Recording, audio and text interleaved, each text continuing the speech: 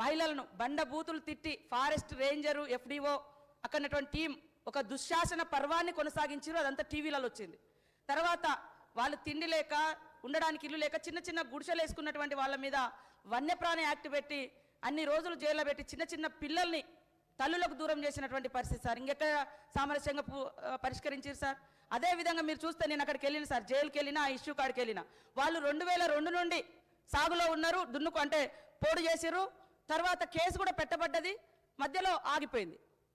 ఇప్పుడు మళ్ళీ అత్యంత ఘోరంగా మీరు ఒకసారి ఆ వీడియోలు ఆ క్లిప్పింగ్స్ కూడా తీసుకొచ్చుకొని చూస్తే బాగుంటుందని కోరుతా ఉన్నా సార్.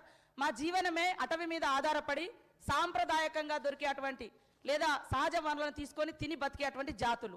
కనీసం అడవులో అక్కడ ఇందనపల్లి జన్నారం మండలంలో ఇందనపల్లిలో చేపలు పట్టుకోవడానికి పోతే కేసులు పెట్టిరు సార్. కేసులు పెట్టిరని విలేకరులు రాస్తే విలేకరుల మీద పైనేసి కేసులు పెట్టిరు సార్.